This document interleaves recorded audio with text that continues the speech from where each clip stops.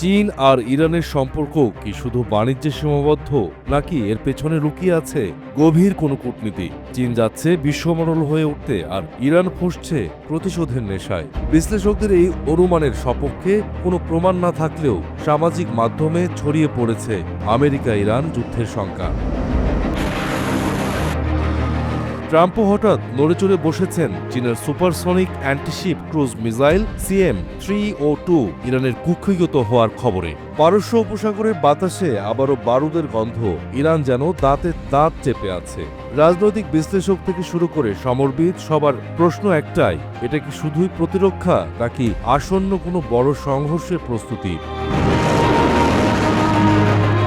চীনের ভয়াবহ CM-302 missile দিয়ে এত আলোচনার কারণ হচ্ছে এই মিসাইল জাহাজ ধ্বংসের জন্য বানানো উচ্চ গতির অস্ত্র।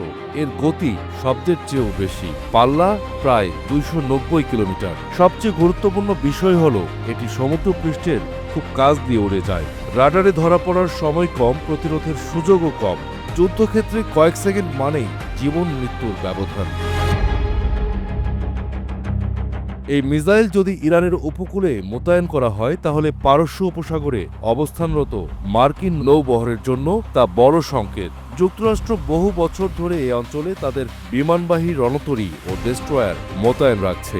এখন যদি ইরান সুপারসনিক অ্যান্টিশিপ ক্ষমতা বাড়ায়, তাহলে সমীকরণ বদলাতে পারে ধারণা বিশ্লেষকদের। তবে যুক্তরাষ্ট্র ইরান স্নায়ুযুদ্ধ অস্ত্রের যুদ্ধে রূপ নেবে কিনা, সেই বাস্তবতা অনুধাবন করা কিছুটা জটিল। সামরিক সক্ষমতা বাড়ানো আর তাৎক্ষণিক হামলা চালানো এক জিনিস নয়। অনেক সময় এই ধরনের অস্ত্র কেনা হয় প্রতিপক্ষকে বার্তা দেওয়ার জন্য। কৌশলগত ভাষায় একে বলে ডিটারেন্স, অর্থাৎ প্রতিরোধের মানসিক চাপ তৈরি করা। তারপরও উত্তেজনা অস্বীকার করার উপায় নেই। মধ্যপ্রাচ্যে সাম্প্রতিক উত্তাপ, নিষেধাজ্ঞা, ড্রোন হামলা, নৌ চলাচল নিয়ে টানাপোড়েন, সব মিলিয়ে পরিস্থিতি সংবেদনশীল। ইরান যদি মনে করে তার উপর চাপ বাড়ছে, তাহলে শক্তির প্রদর্শন বাড়বে। যুক্তরাষ্ট্রও নিশ্চয়ই চুপ করে থাকবে না। তারা এয়ার ডিফেন্স, মিসাইল শিল্ড এবং নৌটহল জোরদার করবে। যদিও বিশ্লেষকরা প্রশ্ন তুলছেন, এটি কি যুদ্ধের কাউন্টডাউন নাকি শক্তির খেলা? ইতিহাস বলে বড় শক্তিগুলো প্রায় যুদ্ধের কিনারায় গিয়ে দাঁড়ায়, তারপর শেষ মুহূর্তে কূটনীতি দরজা খোলে। কিন্তু ভুল হিসাব, ভুল সংকেত বা অতিরিক্ত আত্মবিশ্বাস এসবই সংঘর্ষ ডেকে আনে।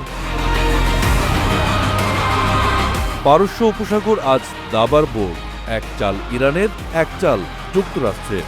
মিসাইল শুধু অস্ত্র নয়, বার্তাও। আর এই বার্তা কতটা বাস্তব আগুনে রূপ নেবে, সেটাই এখন পুরো অঞ্চলের সবচেয়ে বড় প্রশ্ন।